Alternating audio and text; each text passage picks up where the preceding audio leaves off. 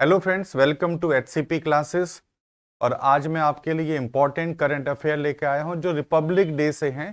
तो Republic day पे आपने देखा होगा, जैसे झांकी आपने देखी होंगी, तो उसमें बहुत सारे इंपॉर्टेंट क्वेश्चंस बनते हैं। और कई बार हमने जो देखा है वो सीधे एग्जाम में उन क्वेश्चंस को हम देखते हैं। तो चलिए स्टार्ट करते हैं। देखिए, रिपब्लिक डे पर सबसे पहले ये कौन सा रिपब्लिक डे है? ये 75वां रिपब्लिक डे था, 75th। अच्छा, रिपब्लिक डे क्यों मनाते हैं ये सबको पता होगा। रिपब्लिक डे जो मनाते हैं, इस दिन हमारे कॉन्स्टिट्यूशन को अडॉप्ट किया गया था, लागू किया गया था, एनफोर्स किया गया था। तो एनफोर्स करने के कारण हम हर साल 26 जनवरी 1950 से अपना गणतंत्र दिवस मनाते हैं। तो इस बार का जो थीम था वो थीम है India, Bharat, the mother of democracy. तो इस बार जैसे डेमोक्रेसी का जो एम था या डेमोक्रेसी का जो थीम था, हम इसमें क्वेश्चन देखेंगे। डेमोक्रेसी में से बहुत सारे क्वेश्चन आएंगे। तो इंडिया में जैसे पार्लियामेंट्री डेमोक्रेसी है, इंडिया में संसदीय लोकतंत्र है, तो संसदीय लोकतंत्र की ये भी क्वेश्चन पूछा जा सकता है। डेमोक्रेसी में जैसे इब्राहिम लिंकन के जो विचार थे वो सबने पढ़े होंगे। Democracy is to the people, by the people and for the people. तो डेमोक्रेसी में ये विचार भी पूछे जा सकते हैं। अच्छा, ये जो सारे मैंने नोट्स बनाए हैं, ये सारे के सारे मैंने नोट्स जो 26 जनवरी की परेड है उसमें जो वो स्टेटमेंट बोलते हैं, उन्हीं को मैंने आधार लेकर इन सब क्वेश्चंस को तैयार किया है। तो आप भी अगर एक बार दोबारा से 26 जनवरी की परेड यूट्यूब पर इन सब पे दिख जाएगी आपको, तो आप देखेंगे वो एक एक शब्द जो मैं यहाँ पे लिखा रहा हूं वो इन्हीं का मेंशन करते हैं। तो यहां से हिस्ट्री, ज्योग्राफी, पॉलिटी, इकोनॉमिक्स, हर जगह से आपको सवाल मिलेंगे। तो सबसे पहले देखो, उन्होंने जैसे ये कहा Bharat the mother of democracy. फिर उन्होंने एक बात करी सभा और समिति की। जैसे आज के समय हम डेमोक्रेसी की बात करते हैं, तो हमारे देश में डेमोक्रेसी, लोकतंत्र जो है वो बहुत पुराना लोकतंत्र है। जैसे प्राचीन समय में ऋग्वैदिक पीरियड में सभा और समिति होते थे। तो सभा और समिति भी जैसे आज के लोकसभा और राज्यसभा हैं, उसी तरीके से वैदिक पीरियड में हमें देखने को मिलते हैं। अच्छा, अब इसमें जो सभा थी, सभा में क्या होते थे? जो एल्डर मेंबर ऑफ जना, जन का मतलब है उस समय जैसे आप सुनते होंगे जन, महाजन पद। तो जन के जो बड़े बड़े मतलब वयोवृद्ध लोग होते थे वो भाग लेते थे किसमें? सभा में। और जो समिति होती थी, समिति, वो लोग वो थे जो राजा का चुनाव करते थे। उस समय राजा इलेक्ट होता था, तो राजा का चुनाव करते थे समिति। इनके साथ साथ फिलोसॉफिकल इशू पर स्टडी करना, प्रेयर करना, रिलीजियस सेरेमनी करना, ये उस समय किसका काम होता था? समितियों का, जो राजा का चुनाव करते थे। अच्छा, एक क्वेश्चन आता है अथर्ववेद में, जो हमारा चतुर्वेद में आता है। हालांकि अथर्ववेद वेदस्त्री में शामिल नहीं किया जाता। वेदस्त्री में केवल 3 वेदों को ही शामिल करते हैं, ऋग्वेद, यजुर्वेद और सामवेद। जो अथर्ववेद है ये वेदस्त्री में नहीं आता, परंतु अथर्ववेद में सभा और समिति को प्रजापति की 2 पुत्रियां कहा गया। कई बार ये क्वेश्चन मिलेगा और फिर दोबारा से आप देखेंगे कहीं ना कहीं ये सवाल फिर पूछा जाएगा। अच्छा, उसमें अगर आप उसी में देखेंगे तो वहां पे सभा समिति के साथ विदत का भी प्रयोग होता है।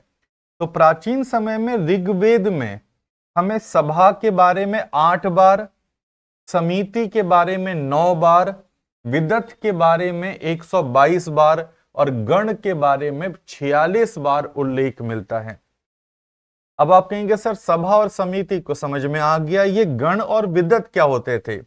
गण का मतलब है बॉडी ऑफ अटेंडेंट्स, जो लोग भाग लेते थे किसी काम को करने के लिए, वो कहलाते थे गण। जैसे आप शिव गण कहते हैं, गण मतलब बहुत पुरानी कस्टम है, जब किसी काम को करने के लिए भेजते, जैसे शिव जी भेजते थे तो अपने गणों को भेजते थे। उसी तरह राजा को जब कोई काम करना होता था तो उसके लिए होते थे गण। और एक होते थे विदत। विदत ये ट्राइबल असेंबली थी, tribal assembly. Make decision for secular, धर्मनिरपेक्ष, military, economic, social and religious purpose. तो हम सभा, समिति, विद्वत और गणों के बारे में पढ़ते हैं। तो ये अब ये हिस्ट्री का है, पर क्योंकि करंट अफेयर से जुड़ा हुआ है तो इसलिए एग्जाम में पॉसिबल है। दूसरा देखो, अब यहां पर क्या क्या अगर आपने ध्यान से देखे हो तो आपको सब एक आपको उसमें मिलता है, परेड में बोलते हैं कि उत्तर मेरूर अभिलेख। ये उत्तर मेरूर अभिलेख वो था जिसमें पहली बार जो लोकल सभाएं होती हैं या जो इलेक्शन मेथड होता है, जैसे आज के समय इलेक्शन मेथड होता है, ऐसे प्राचीन समय में जो इलेक्शन मेथड का यूज किया गया है, ये परांतक प्रथम, एक चोल वंश के राजा थे जिनका नाम था परांतक प्रथम। तो एक मंदिर है बैकुंठ पेरुमल मंदिर, उस बैकुंठ परिमल मंदिर की दीवारों पर एक अभिलेख मिला है जिसका नाम है उत्तर मेरूर अभिलेख। बहुत ही इंपॉर्टेंट है और इस बार आप देखेंगे ये यूपीएससी में भी पूछा जाएगा। उसके बाद में ये 919 एडी का है। अच्छा, फिर एक बात आती है मन की बात। जैसे मन की बात जो है, प्रधानमंत्री मोदी जी ने पहली बार 3 अक्टूबर 2014 को इन्होंने पहली बार मन की बात करी थी और इस बार इनकी मन की बात के 108 एपिसोड हो चुके हैं। ठीक है, तो ये वाला इंपॉर्टेंट है। दूसरा, संविधान का मैंने बता दिया। अच्छा, इस बार जैसे हम रिपब्लिक बोलते हैं तो सबसे पहले आता है रिपब्लिक का मतलब क्या है। रिपब्लिक का मतलब है, आप समझिए कि हमारे देश में कोई भी पॉलिटिकल हिरार्की नहीं होगी। मतलब हर बार पब्लिक ही डिसाइड करेगी कि अगला प्रधानमंत्री कौन होगा, है ना। तो ये सब कुछ रिपब्लिक है। हमारा एक रिटन कॉन्स्टिट्यूशन होना इसी का एक प्रूफ दिखाता है। अच्छा, बात है ये रिपब्लिक वर्ड आया कहां से है। तो रिपब्लिक वर्ड जो आया है ये आया है फ्रांस से। तो फ्रांस से हमने रिपब्लिक वर्ड लिया और इस बार फ्रांस के ही राष्ट्रपति जो थे वो भारत के क्या थे, मुख्य अतिथि थे। तो यहां से ये भी आपको क्लियर हो गया होगा। दूसरा, बार बार एक कर्तव्य पथ सुन रहे होंगे। तो राजपथ का जो नाम है वो अब क्या कर दिया है, कर्तव्य पथ। और राजपथ पे जो पहली बार परेड हुई थी वो 1955 में यहां पर परेड पहली बार राजपथ पर हुई थी। ठीक है, तो ये सब मैंने वहीं ध्यान से उनको सुन करके क्या क्या बात बताते हैं उन्हीं से वहां से लिए गए हैं। तो ये हमारा हो गया। अच्छा, ये दोबारा आ गया है। अच्छा, फिर उसमें हमारी जो है सारी सेनाओं का दिखाया था। तो सेनाओं में मैं आपको बताऊं, हमारी आर्मी जो है वो विश्व की चौथी सबसे बड़ी आर्मी है after USA, Russia, China and India. अगर हम नेवी की बात करें तो नेवी में यूएसए, चाइना, रशिया, इंडोनेशिया और भारत का स्थान कौन से नंबर पे आता है, 7th लार्जेस्ट। और वही हम एयरफोर्स की बात करें तो एयरफोर्स में यूएसए, फिर रशिया और उसके बाद क्या आता है, इंडिया। तो जैसे 15 जनवरी को हमने अभी आर्मी डे भी मनाया था, तो 15 जनवरी को आर्मी डे भी मनाते हैं। तो ऐसे उन्होंने, अच्छा, चीफ गेस्ट जो हैं इस बार मैक्रोन थे, इमैनुअल जीन मैक्रोन, जो 2017 में फ्रांस के प्रधान राष्ट्रपति बने हैं। अगर आता है सबसे पहले कौन थे, तो सबसे पहले थे इंडोनेशिया के सुकर्णो। इंडोनेशिया के सुकर्णो 1950 में पहली बार जब हमने गणतंत्र दिवस मनाया था तो उस समय वो भारत के मतलब चीफ गेस्ट थे। अच्छा, अब और क्या क्या चीजें इन्होंने इसमें दिखाई, जैसे एक है स्वाति। क्या है Swati? Weapon locating radar system. एक रडार सिस्टम है जो वेपन्स को लोकेट करता है। दूसरा है सर्वत्रा। क्या है? तो सर्वत्रा मोबाइल ब्रिजिंग सिस्टम। ये कई बार एग्जाम में आएगा। सर्वत्र क्या है? सर्वत्र का मतलब कहीं पर भी, आपदा की आपदा में या युद्ध में अगर कहीं पर हमें ब्रिज बनाना है तो ब्रिज बनाने के लिए हम सर्वत्र टेक्निक का प्रयोग करेंगे। ये सब दिखाए गए थे। पिनाका क्या है? शिव का जो धनुष है उसका नाम पिनाका है। तो मल्टी बैरल रॉकेट लॉन्चर, एक मल्टी बैरल रॉकेट लॉन्चर, उसको बोलते हैं हम पिनाका। तो पिनाका ये सब इस बार दिखाई गई थी 26 जनवरी की परेड में। उसके बाद अर्जुन क्या है? अर्जुन एक टैंक है। तो अर्जुन टैंक। नाग जो है एंटी टैंक मिसाइल है, एंटी टैंक मिसाइल। ब्रह्मोस जो है, ब्रह्मोस, ये दो नाम से मिलकर बना है भारत की ब्रह्मपुत्र, भारत की नदी ब्रह्मपुत्र और रूस की मोस्काका। तो रूस की मोस्काका नदी और भारत की ब्रह्मपुत्र के ऊपर ये ब्रह्मोस मिसाइल का नाम रखा गया है। Akash missile surface to air missile है। एक है बीएमपी। बीएमपी क्या है? बीएमपी का मतलब बोईसावा, बोईवासा, महिषना और पिकोटी। आप इसको याद नहीं भी करेंगे तो याद करना फाइटिंग व्हीकल ऑफ इन्फेंट्री, क्योंकि हमने ये सोवियत यूनियन से लिया है तो इसका नाम थोड़ा अलग है। आप इसको याद करिए, फाइटिंग व्हीकल ऑफ इन्फेंट्री। जो हमारे पैदल पथ होते हैं उनके लड़ने के लिए ये व्हीकल है। तो ये सारथ नाम है इंडिया में इसका, जैसे सारथी होता है सारथ, और ये इसका BMP-2 सोवियत यूनियन से है। एक है Samar. Samar surface to air missile है, सरफेस टू एयर। 10 से 12 किलोमीटर इसकी रेंज है और परीक्षण जो इसका लास्ट ईयर हुआ था वो सूर्य लंका एयरफोर्स स्टेशन से।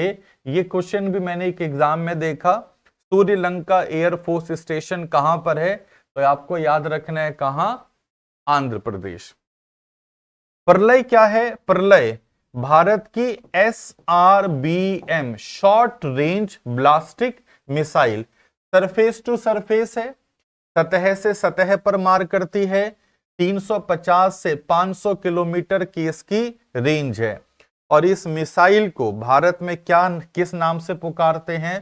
पृथ्वी रक्षा वाहन। क्या बोलते हैं? पृथ्वी रक्षा वाहन। ये सारे नोट्स मैंने हमारे टेलीग्राम चैनल HCP क्लासेस में, ये टेलीग्राम चैनल पर मैंने डाल दिए हैं। आप वहां से इनको पढ़ सकते हैं तो आपको मिल जाएंगे। उसके बाद एक क्वेश्चन आता है, इंद्रजाल क्या है? इंद्रजाल। इंद्रजाल विश्व का एकमात्र काउंटर अनमैन्ड एयरक्राफ्ट सिस्टम, मतलब आर्टिफिशियल इंटेलिजेंस पर बेस्ड है ये, और एंटी ड्रोन मिसाइल है। मतलब शत्रु के ड्रोन का पता लगाने के लिए, उसको ट्रैक करने के लिए और उसको निष्क्रिय करने के लिए भारत सरकार ने बनाया है क्या? इंद्रजाल। बहुत इंपॉर्टेंट क्वेश्चन है ये, इंद्रजाल क्या है। एक आता अस्त्र मिसाइल क्या है? अस्त्र मिसाइल BVR टेक्नोलॉजी पर बेस्ड है, बियॉन्ड विजुअल रेंज, स्वदेश निर्मित है, एयर टू एयर मिसाइल है और 100 किलोमीटर इसकी मारक क्षमता है। तो अस्त्र मिसाइल कैसी है? Air to air. अच्छा, एक प्रबल रिवॉल्वर है, प्रबल रिवॉल्वर।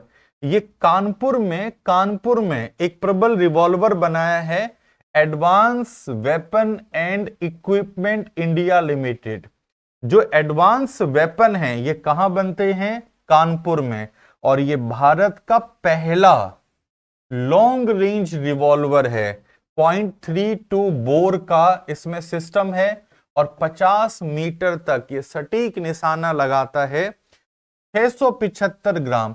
ये यूपी के जो एग्जाम होगा, यूपी के एग्जाम में यहां से प्रश्न पूछा जा सकता है। उसके बाद देखो फिर आता है प्रोजेक्ट कुशा क्या है। अब ये प्रोजेक्ट कुशा क्या है? प्रोजेक्ट कुशा भारत सरकार में DRDO के द्वारा एक अभियान है जिसमें large range surface to air missile, इस परियोजना को जन्म देना है। मतलब large range, medium range, short range नहीं, लार्ज रेंज। तो क्वेश्चन आएगा कुश क्या है? कुशा। तो प्रोजेक्ट कुशा DRDO का एक प्लान है। DRDO के जब उसमें आया था झांकी, उसमें इसका भी मेंशन उन्होंने किया था। आईएनएस कृपाना क्या है? देखो ये झांकी में तो नहीं था, मैं आपको बता रहा हूं। वैसे आईएनएस कृपाना भारतीय नौसेना में 1991 में आया था और इस बार हमने इसको वियतनाम को एक गिफ्ट में दिया है। तो वियतनाम को गिफ्ट में हमने दिया है आईएनएस कृपाना। ठीक है, अब आता है प्रचंड क्या है? प्रचंड भारत का हल्का लड़ाकू हेलीकॉप्टर। डायरेक्ट आएगा, प्रचंड क्या है? भारत का स्वदेश निर्मित, अपने आप बनाया गया हल्का लड़ाकू हेलीकॉप्टर। उसके बाद एक आता है आईएनएस विक्रांत। आईएनएस विक्रांत सबने पिछले साल देखा, प्रधानमंत्री खुद गए थे आईएनएस विक्रांत को इनॉग्रेट करने के लिए। अब ये भारत का पहला स्वदेश निर्मित विमान वाहक पोत है, मतलब जो विमान ले जा सकता है ऐसा पोत है। और पहली बार इसमें मिग 29K की रात में सफलतापूर्ण लैंडिंग कराई। मतलब अब हम रात में भी हमला करने के लिए भारत की सेना तैयार हो गई है मिग विमानों की मदद से। अच्छा, और ऐसा करने वाला भारत विश्व का छठा देश है। 5 देश जो 5 यूएनओ के परमानेंट मेंबर हैं, वो 5 इसके देश हैं। उसके बाद नंबर आता है किसका? भारत का। और ये बनाया किसने है? कोचिन शिपयार्ड ने। तो आईएनएस विक्रांत ये है, बहुत इंपॉर्टेंट है।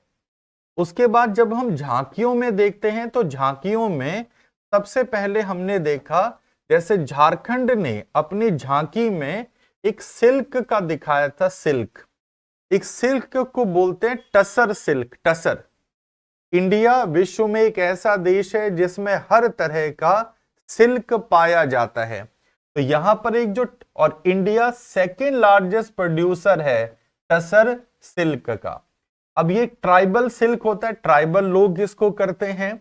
झारखंड इसका, हालांकि ट्राइबल इसमें जो मेन उत्पादक हैं, कर्नाटक सिल्क का सबसे बड़ा उत्पादक है। परंतु हम देख रहे हैं कि पिछले 1-2 साल में झारखंड बहुत तेज गति से इस सिल्क के उत्पादन में बाहर निकल के आया है। अच्छा, इसका यूज कहां पे होता है? फैब्रिक बनाने में तो सिल्क का प्रयोग होता ही है। जो सोप इंडस्ट्री होती है, सोप का मतलब साबुन, तो साबुन जो आपने देखे होंगे बहुत ही सिल्की से साबुन होते हैं। तो वो सिल्की साबुन, जैसे कहते हैं मेरी त्वचा बहुत ही कोमल है, डव है ना, तो वो जो महिलाएं जो डव साबुन से या ऐसे सॉफ्ट से नहाती हैं, उसमें भी सिल्क के पोर्शन होते हैं। अच्छा, अब ये झारखंड के अलावा ये बिहार के भागलपुर में होता है और वेस्ट बंगाल के कहां पे होता है? मालदा में। इसका प्रयोग 2 जगह किया जाता है। उड़ीसा में, उड़ीसा में आपने ऐसे चित्र देखे होंगे पट्टचित्र बनाने में। तो उड़ीसा के पट्टचित्र और वेस्ट बंगाल की कांथा स्टिचिंग में, ये स्टिचिंग की टाइप होती है कांथा स्टिचिंग ऑफ वेस्ट बंगाल और पट्टचित्र उड़ीसा के। तो वहां पर हम इनका यूज देखते हैं। अच्छा, मेघालय की जब झांकी आई थी उसमें दिखाया था चेरी ब्लॉसम फेस्टिवल शिलोंग में। अब क्वेश्चन आएगा चेरी ब्लॉसम फेस्टिवल कहां पे होता है? अभी नवंबर के महीने में कहां पे हुआ था? मेघालय। जब कुछ साल पहले मेघालय ने रूट ब्रिजेस दिखाए थे, लिविंग रूट ब्रिजेस, तो उस साल यूपीएससी में डायरेक्ट क्वेश्चन आया था लिविंग रूट ब्रिजेस का संबंध कौन से राज्य से है? गुजरात ने जो दिखाया था वो दिखाया था धोरडो। धोरडो कच्छ में बॉर्डर टूरिज्म के लिए जाना जाता है, बॉर्डर टूरिज्म। तो धोरडो है, हालांकि उन घरों को बोलते हैं बुंगा घर, बुंगा। और रोगन आर्ट, अब आएगा रोगन आर्ट का संबंध किस? अब इनको ना आप चाहें तो YouTube पर जैसे गुजरात की झांकी देखें तो आपको ये सब देख जाएगा कि यही जिक्र करते हैं वो। मतलब गुजरात में ना एक टूरिज्म को बढ़ाने के लिए एक कच्छ विलेज में एक पूरा विलेज बना दिया है जिसका नाम रखा है धोरडो। और वहां पे जो इग्लू टाइप के घर बनाते हैं उन घरों को कहते हैं बुंगा। और रोगन आर्ट वहां की कला है। अच्छा, इसको ना पीपल ने, जो लोग थे, जब इंटरनेट पे सर्वे किया कि सबसे बढ़िया झांकी किसकी है, तो लोगों ने सबसे ज्यादा मत किसको दिए थे? गुजरात को। हालांकि सरकार ने जो बेस्ट झांकी का अवार्ड दिया वो दिया उड़ीसा को, पर पीपल चॉइस अवार्ड में किसको गया था? गुजरात को।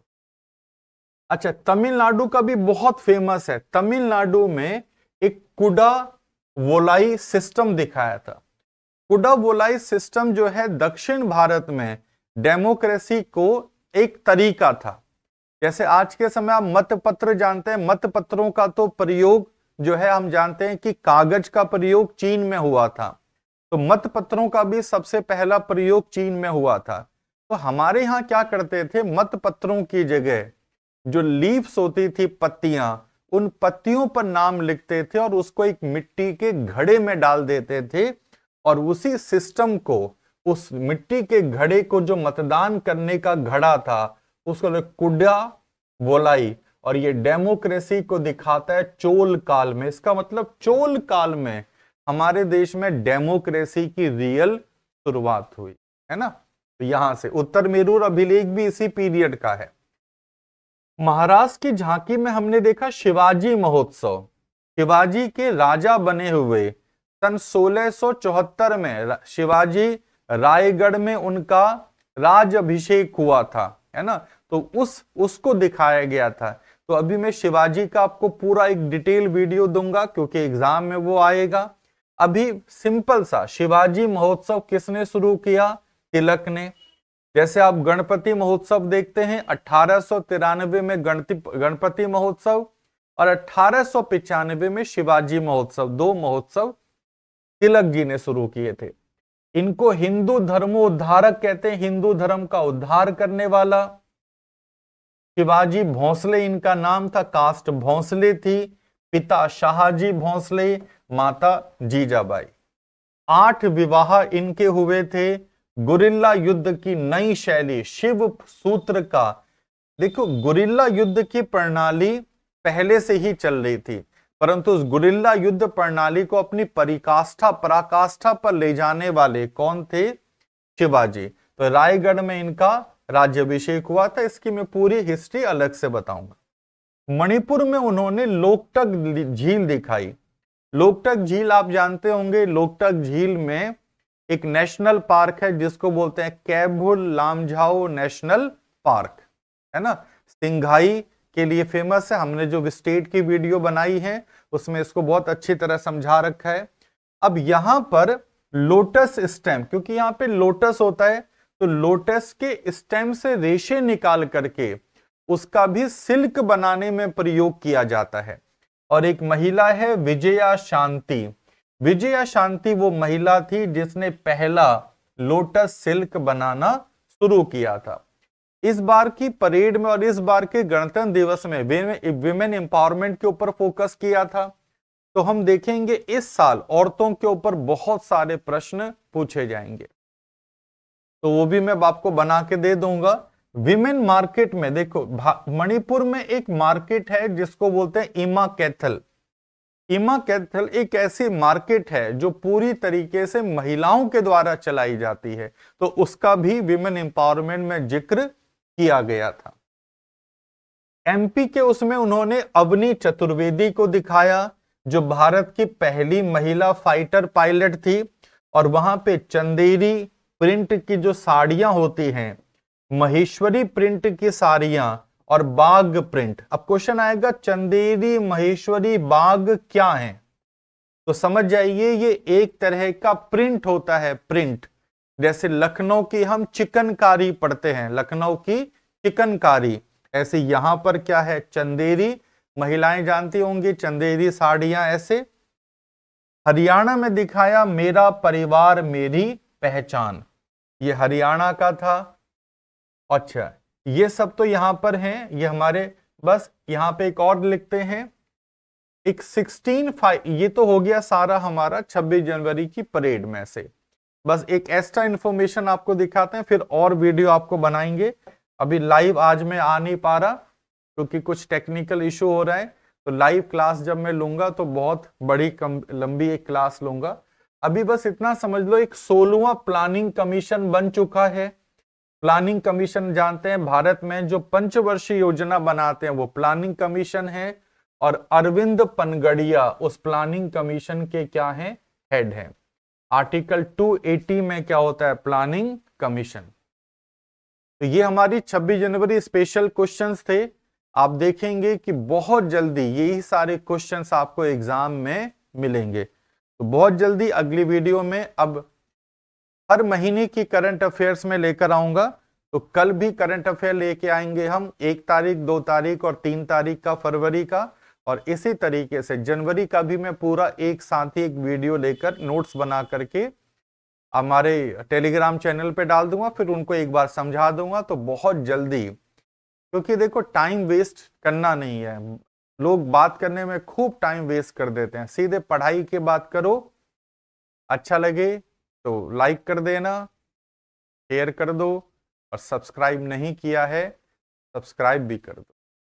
ठीक है, ऑल द बेस्ट।